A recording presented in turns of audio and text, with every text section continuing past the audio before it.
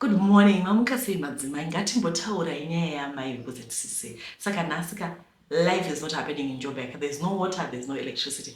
Like from Friday, titisina mvura manje magetsi atoenda zvakare. Aiwa tatotrega tishandise natural light and I'm actually liking the light, natural light because aiwa zviri kutobuda suitoina zvakatorongeka.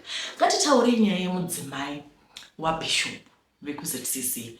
Pane mudzimai waBishop akaburitsawo video yake achizora mafuta vasina kupfekawo, ayo vakanga vakapfeka birthday suit, vakanga vasinavo kusimira vachitiratidza parts, ose body parts, ayo vakatiratidza body parts. Video was not meant for public consumption, it was meant for a boyfriend who is a family friend. Saka vandimai Bishop vekuchechi, well respected member of the church, you understand me, Madzimai amapastor kati no respect then ivo ndokubva vadipa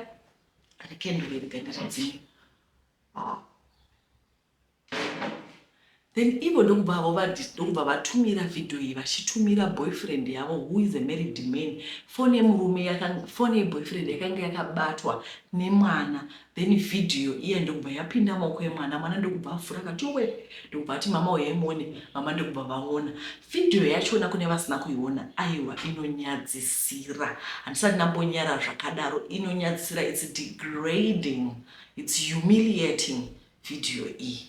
Saka manje chandoda kutaura inini manje ndechekuti zvakaoma isu semadzimai ini timboonesana kuti tinohandla seiwo maconflicts. Hanzi emotions are not intelligence. Emotions are not intelligent.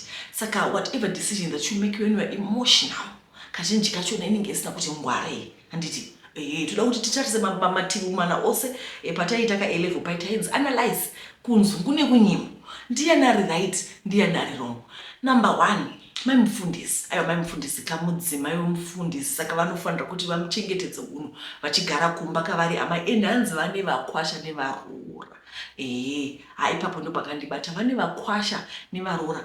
And imagine the impact that video had. Tongoti ndimai vangu zve, kana manje vanatete kwandakaroorwa vakuona mai vangu vakashama vachitambisa magaro, vachitambisa mazamu, vachiratidza pandakabuda napo, vachiratidza pandakabuda napo, aiwa vakanyatsoparatidza pandakabuda napo. Zvinozondipa chimiro here ini semwana kwandakaroorwa.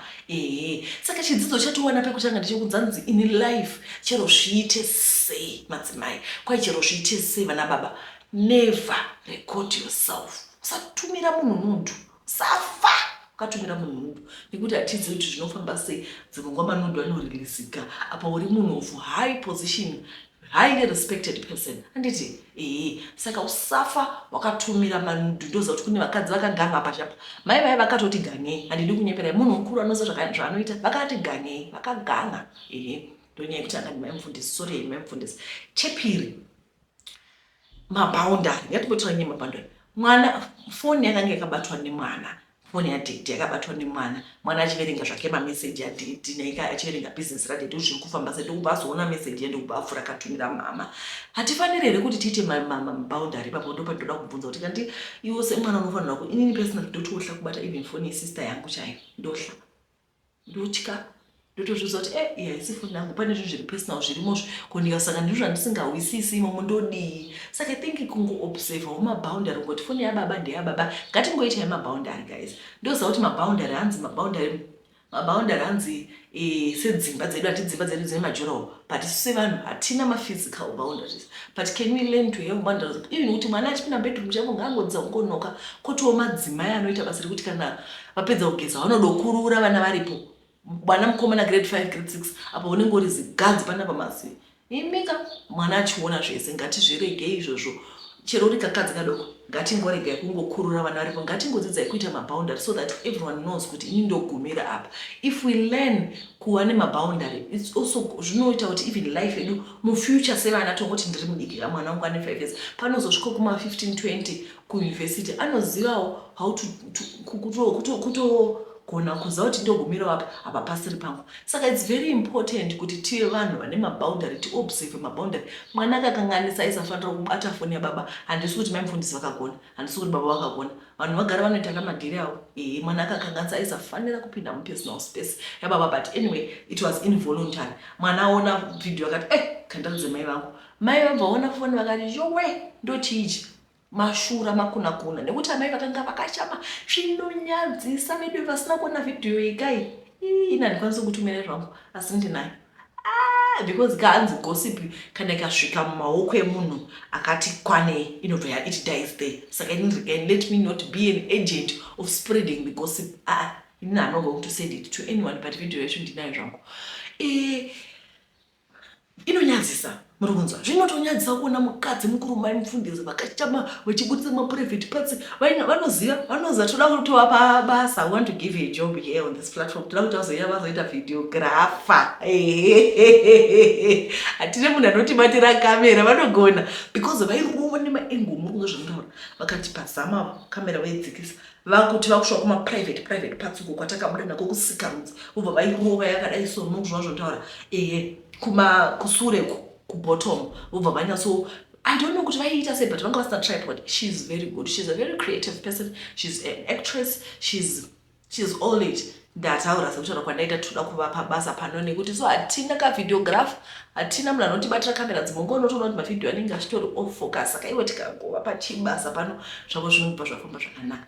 Saka ivo mai muridzo murume akati zvizvi because vaitobudisa nenhengo ndokubva mai vati mashura rudzi rega ndidii ndiite sei. Ipapo ndo pakafira sekuona kwangu ini ndiri kutarisa munhu wese, hapana munhu ari right panyaya iyi, hapana vandiri kuchenura asi hapana wrong. Varipo vari wrong asi ndiri kungoti ini ndiri kungoti panyaya iyi rega tiende one by one, bit by bit. Tasvika kumuridzo wemurume ndokubva vaona kuti yowe chichi, ndobva vatora vhidhiyo iya ndokubva vanoikanda pachechi group kumawomen, amen, kuda pamawomen ministry kana kuti mawomen chiya tisi pamadzimai. Ndokubva vhidhiyo vakadzi vakabva vagwina vakapenga vakadzika. Ende kana uchida kuti nyaya yako ingofamba ingodza vakadzi, aiwa vakadzi ndobva vaspread nyaya ndokubva yabuda. Tiri vatadzi tese, we are all sinners. Kuchechi kwedu tomboita dambudziko iroro rekuti kana munhu akakanganisa zvinofamba, especially vafundisi kana vakakanganisa vanotofamba vachiita announcement kuti tava kuzokudzai kuti mufundisi ningi havasiri mudistrict medu, havasiri mufundisi, is no longer employed by the church. You understand me?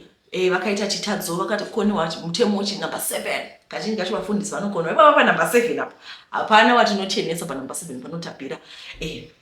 Obva vati ndo zviri kuitika isusu munhu asisiri mufundisi wedu. Alright. Pa number 7 ndo panowira vafundisi vakawanda apa. Saka ndiri kuti why go around announcing the failure, the death of why go around celebrating the death of another soldier? Tose kuchechi tinoenda kuchechi tiri varwere, hanzi chechi varwere, hapana munhu ari rachiro vafundisi chaivo. Ndosaka katimwa mapiritsi every day tiri kuenda kuchechi kuti tinogadzirisa relationship because all have sinned. Tiri vatadzi handiti. Saka ndiri kuti imi vakadzi mawana vhidhiyo mubva maispreada nayo muchicelebrate the death of another soldier. Rimwe soja akaradokonewa. Hanzi kana pane team 1 inocelebrate kukonewa kweumwe wavo Christians do that very well. Tino celebrate hanzi sinners who laugh at other sinners who sin differently. Instead of kuti apa padoshata pamari chaya chanotodzidza kuti mai wewe mwana wangu, hanzi there is sadness in heaven kana one munhu akafa afira muzvitadzo. Everyone is sad. We don't celebrate that. So why celebrate kukonewa kama mfundisi? Aiwa mfundisi vakakonewa.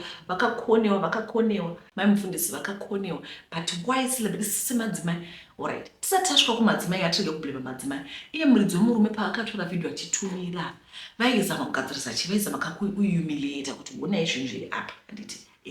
Vagona kavahumiliate. Asi vakangama kuti munhu uyu aiti chikure joka, aita nemurume wavo, vaifanira kuatacha picture yemurume wavo paside kuti vanhu vari kuurawosa. Because kazhinji kacho vakadzi tinoenda kunoataka vamwe vakadzi kuti seuda nemurume wavo. Iye munhu anonyatsokudza on a personal level, munhu anonyatsoziva kuti ndine mukadzi kumba murume wako, munhu anovata newe every day, Okay, munhu anobata newe every day, munhu anounderstanda kuti you're an amazing mother, you're good at raising these kids, you're doing a very good job. You know, munhu anonyatsoziva your struggles, anoziva your weaknesses. It's your husband. Kana pane munhu anofanira kukunzwira tsitsi, it's your husband. Saka stop attacking other women.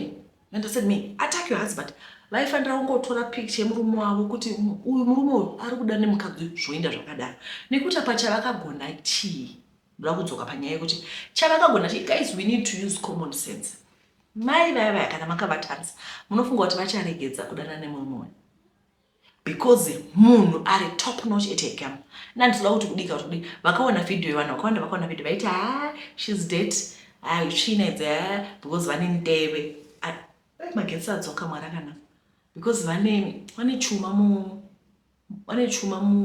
muchiuno, saka zvinoita kunge zvakasviba. Asi maziso emurume ari kulaza apa ari kudla apa anotoona kuti ikeke. Mai vaya semaonero angu inini, mai vaya munhu anoziva zvaari kuita, and she's not going to stop this relationship because mama publicize. Pamune matopublicize paya munenge matovachatisa. Saka tiri kuti kudii, ini hangu semaonero angu video iyi yaigona kuzongoirega iri mufoni mavo ukavozvitumira woenda kakuchechi kuna bishop kuti bishop unayo zviri kuitika izvi kana kuti vogadza paanzi kana bhaibheri charinotaura kuti kana makona kuwirirana as machristians, danai pastor, danai nhingi, danai elders, mugare pasi mugadzirisana. Handiti kugadzirisana chaiko, because the main thing is kugadzirisana kuti relationship ingaistop. Mandi kana muchaindisa nyika yose mai vanokudza kuti imimi makonzera you've damaged my reputation, forward video iyi vakwasha vangu vandiona ndakashama, saka kusiri kufa ndekupi, relationship inoramba ichiendera mberi. Musandituka ndo maonero angu ka maonero angu anofanira maoko. Imi kana muchionawo zviri different ngodudza kuti isusu tinofunga kuti she deserved it. She deserved to be embarrassed. But unfortunately isusu you and me, you know, atina zvatichaita, tinongoona tongoti mai vaya vanopenga zvodarika. Asi problem iri kumba kwamai vaya. Social media does not solve our problems. Matambudziko ose atinenge tinawo, taking our problems to social media, it will not solve anything. Do you know kuti we also go through a lot of challenges? Unotombosvika kuti vedu ndaudza vanhu vangu kuti guys inini ndiri mama ndotomboda kuti alive ndichema but what? Then what? They will talk about you and laugh at you, then what? Social media does not help. Social media will not solve your problems. Learn to solve your problems. Because zvinoitika zvodai kazhinji kacho kana ukanyadzisa murume wako ukadididi mangwana makuseni tokuonai zvakare isusu handite chingobze tokuonai zvakare munofamba makabatana maoko. Inyaya inohlisa nekuti mai problem yangu ndeyekuti vakwasha vanozorespekta sei ambuya, varoora vachateererawo sei mumusha umu, amai vaita makuna akadai. Madzimai musazvifirima. Don't ever do that in life. Don't film yourself even chiro chiendesa kunani, chiro murume wako chako, don't film yourself because zvinozobuda hazvizobudi zvakanaka, hazvibudi zvakanaka, ende hapana chinhu chinonyadzisa. It was a disgusting video. Kuna munhu akashama akazora mafuta nemasamba anenge asimumbura akatendera pavane flat tummy. Inini ndiro nevana 4 dumbu rangu rakatopera karakadai. She's a flat tummy apa vane vana mahombe hanza nevazukuru vane kuita chigero vakatenderera vakabata mabhotomu vakatenderera vakasakamera kuzasi. Hazvizodi kudaro, hazvidi kudaro. Musazvifirima, unoita humiliate yourself. And kuti ndivati zvomusadana navanhu handina power yekudza vanhu kuti musadanana. Munongodanana izvo. Ndikangodi chero ndikati musadanana upombwe, musaita upombwe, don't do what vanhu vanongoita. Saka zvinongaudi. Asi musazviisa paposition yekuti unonyadzisa vana vako. Ini ndio pandambudziko rangu, musatinyadzisa isu vabereki. Do not embarrass us as your children. Tofambira pai.